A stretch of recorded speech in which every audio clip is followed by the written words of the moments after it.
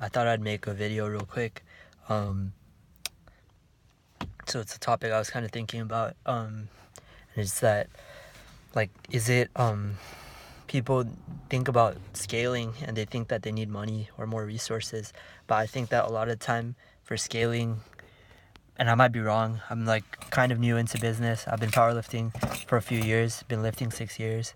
Powerlifting, like, I think like 3. Um, that is it money that like stops you from scaling, or is it other things?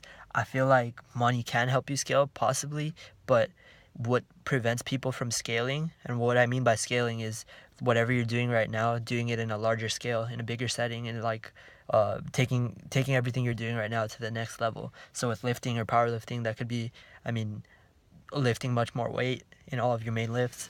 With a business, that could be going from like a small following to a much larger following, going from one store to several, going from one like kind of like you have a small following in a small niche and then you expand to a much larger following.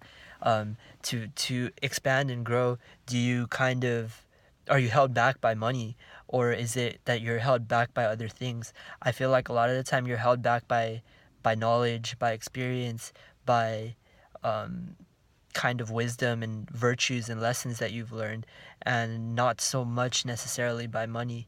Um, and I've kind of seen this with powerlifting, that I saw that um, I lifted the first few years, got fairly strong, kept coming back, kept lifting, kept getting stronger.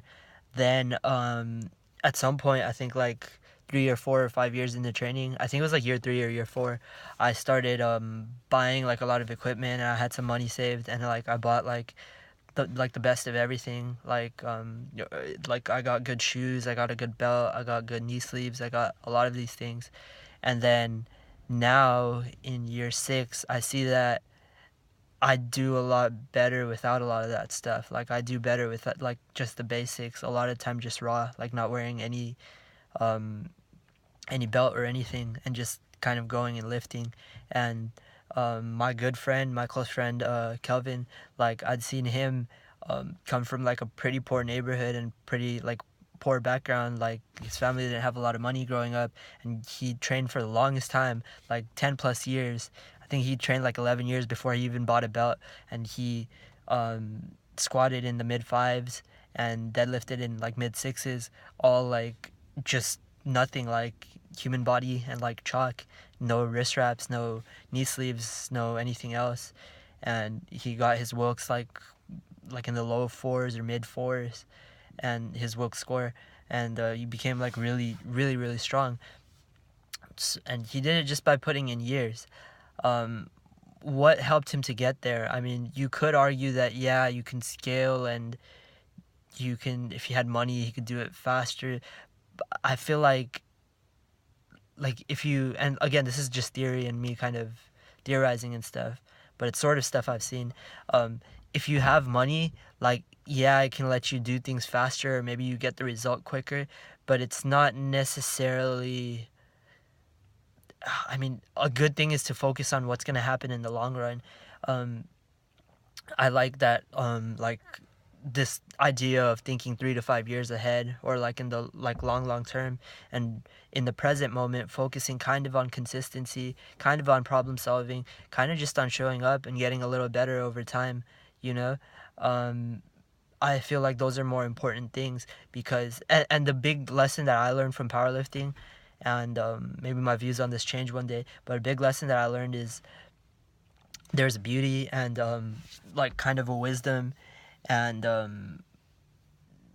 just a lot of wisdom, and a lot of I don't know. It's a good thing to build things slowly, and to not chase like fast progress, like but you rather chase like just consistency, and like having a balanced life, and growing things slowly, gradually over time. Because what I've found, that you continue to grow things, and things continue to expand and scale, when like I would have the focus of just like being balanced and growing slowly.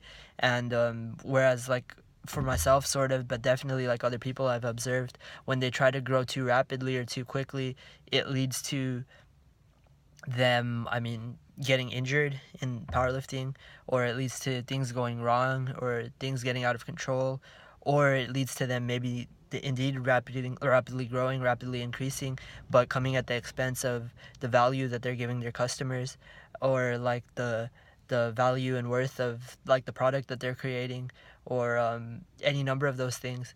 Um, when you build it fast, it's often coming at the expense of other things.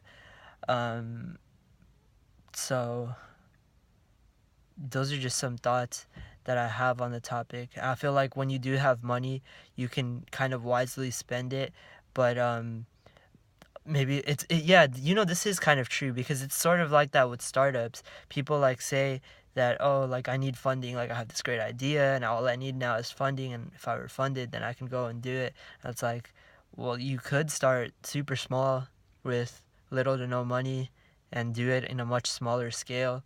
um, at the end of the day, most people won't will fail because they don't show up, and it's sort of true. Like they won't start, they won't be consistent, and rather than focusing on what you can do big, you can focus on what you can do consistent for like a long period of time, and then kind of just stick with that and get just a tiny bit better over time, because that compounds and that grows into something really big over like less time than you think.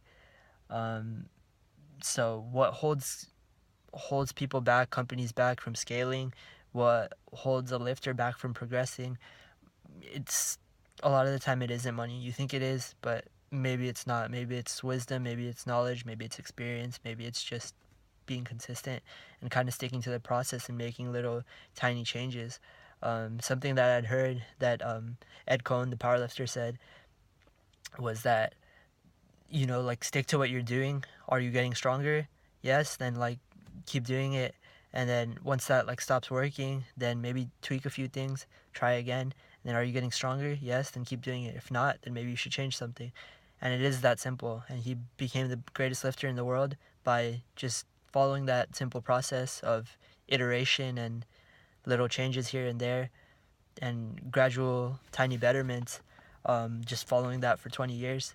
Um, so yeah, when you think it's money that you need to scale, I mean, maybe money could help you scale, but maybe there's other things that are holding you back, or the focus should be elsewhere. That's why, I don't know, gradual progress is important and stuff.